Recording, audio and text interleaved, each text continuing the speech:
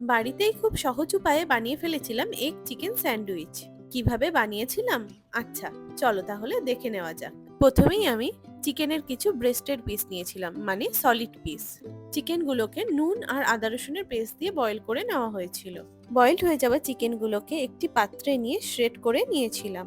তারপর চিকেনগুলোকে শ্রেড করে নেওয়ার পর এবার আমি স্যান্ডউইচ বানানোর জন্য মেইন উপকরণ ব্রেড নিয়ে নিয়েছিলাম। ব্রেডের চারিদিকে যে ব্রাউন অংশটা থাকে, এটি অনেকেই খেতে পছন্দ করেন না। আমারও বিশেষ একটা ভালো লাগে না, তাই জন্য আমি একটা ছুরির সাহায্যে ব্রেডের চারিপাশের অংশটা কেটে বাদ দিয়ে দিয়েছিলাম। তোমরা চাইলে এই অংশটিকে বাদ নাও দিতে পারো। আগে থেকেই আমি দুটো ডিম সিদ্ধ করে রেখে দিয়েছিলাম। তারপর সেই সেদ্ধ করে রাখা ডিমগুলোকে ছুরির সাহায্যে ছোট ছোট করে কেটে নিয়েছিলাম। আগে থেকেই আমি দুটো শসা কুচি কুচি করে কেটে রেখেছিলাম, আর সঙ্গে একটা পেঁয়াজ কুচি কুচি করে কেটে নিয়েছিলাম।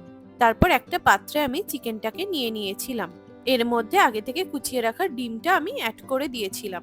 এরপর একে একে আমি আগে থেকে কুচিয়ে রাখা শসা পেঁয়াজগুলোকে এর মধ্যে অ্যাড করে দিয়েছিলাম। তারপর বেশ কিছুটা মেয়োনিজ নিয়ে এর মধ্যে অ্যাড করে দিতে হবে।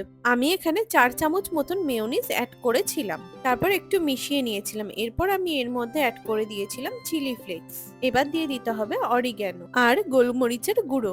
স্যান্ডউইচ বানানো কিন্তু ভীষণই সোজা, আর বাড়িতে থাকা উপকরণ দিয়েই তোমরা তৈরি করে নিতে পারবে। তারপর কিন্তু একদম ভুলে যেও না নুন অ্যাড করতে। আমি এখানে নুনটা অ্যাড করে দিয়েছিলাম। ভালো করে নেড়ে চেড়ে মিক্সচারটাকে এইভাবেই রেডি করে নিতে হবে। মিক্সচারটা কিন্তু দারুণ ভাবে রেডি হয়ে গেছে। তারপর আমি একটা ব্রেড নিয়ে তার উপরে এই পুরো মিক্সচারটাকে ভালোভাবে দিয়ে দিয়েছিলাম।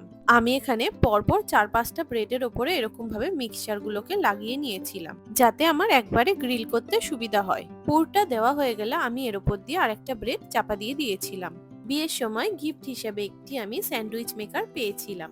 এতদিন আমি এটিকে কোনোভাবেই ব্যবহার করিনি। আমি এবং আমার বর, আমরা দুজনেই কিন্তু ভীষণ খাদ্যরসিক, তাই জন্য খাবার খেতে এবং খাবার বানাতে দুটোই আমরা খুব ভালোবাসি। এবার আমি ব্রেডগুলোর ওপরে বাটার লাগিয়ে দিয়েছিলাম। বাড়িতে স্যান্ডউইচ মেকার না থাকলে কোনো চিন্তা নেই, তোমরা কড়াইয়ের মধ্যে চাপা দিয়ে এই স্যান্ডউইচটি বানিয়ে নিতে পারবে। আমি বহুবার এইভাবেই বানিয়েছি। তারপর আমি কিছুটা বাটার নিয়ে স্যান্ডউইচ মেকারের ওপর নিচে ভালোভাবে দিয়ে দিয়েছিলাম।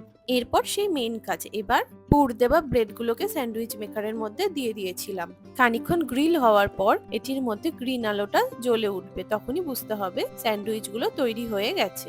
দেখো, খুব সহজেই বানানো হয়ে গেল এগ চিকেন স্যান্ডউইচ। তারপর একটা প্লেটের মধ্যে সস আর কিছু পটেটো চিপস দিয়ে পরিবেশন করে দাও।